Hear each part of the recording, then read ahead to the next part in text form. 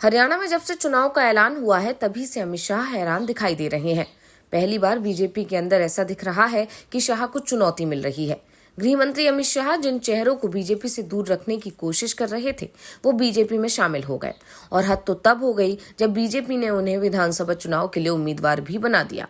हरियाणा चुनाव के लिए बीजेपी ने उम्मीदवारों की जो पहली सूची जारी की उससे साफ हो गया है कि शाह की कम से कम हरियाणा चुनाव में ज्यादा चलती नहीं दिख रही है। दरअसल 1 सितंबर को अमित शाह की हरियाणा के जींद में एक रैली होनी थी। इस रैली में जेजेपी के 4 विधायक बीजेपी में शामिल हो रहे थे, लेकिन अमित शाह ने इन विधायकों को बीजेपी में शामिल किए जाने का विरोध किया, पर केंद्रीय मंत्री और हरियाणा के पूर्व सीएम मनोहर लाल खट्टर अड़ गए। साफ कह दिया कि विधायकों को न्योता दिया जा चुका है और जींद की रैली में वो बीजेपी का दामन थामेंगे। मामला हाईकमान तक पहुंच गया। अब तक तो अमित शाह को ही हाईकमान माना जाता था, लेकिन जल्दी ही साफ हो गया कि बीजेपी में हाईकमान की ताकत किसी और के पास है। शाह ने जींद रैली रद्द कर दी। साफ कह दिया कि जेजेपी विधायकों को बीजेपी में शामिल नहीं किया जाए, लेकिन मनोहर लाल खट्टर ने 4 में से 3 विधायकों को बीजेपी की सदस्यता दिला दी। अंबाला की मेयर को भी बीजेपी में शामिल करा लिया और सबसे बड़ी बात तो ये है कि चारों को विधानसभा का टिकट भी दिलवा दिया। यानी जिन नेताओं के बीजेपी में शामिल होने का विरोध अमित शाह कर रहे थे, खट्टर उन्हें बीजेपी में भी ले आए और उन्हें टिकट भी दिलवा दिया।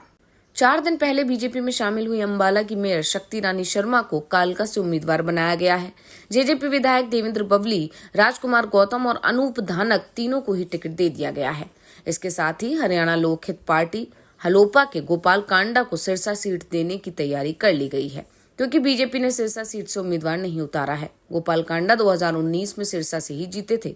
इस समय हलोपा एनडीए का हिस्सा है।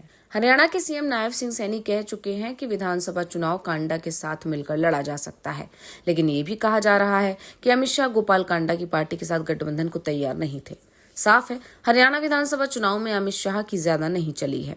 जिस तरह से मनोहर लाल खट्टर के समर्थकों का दबदबा उम्मीदवारों की सूची में दिखाई दे रहा है और जिस तरह से खट्टर ने अपने समर्थकों को टिकट दिलाया है और शाह की बातों की भी परवाह नहीं की है, उससे संकेत मिल रहे हैं कि दिल्ली की सत्ता का संतुलन भी बदल रहा है।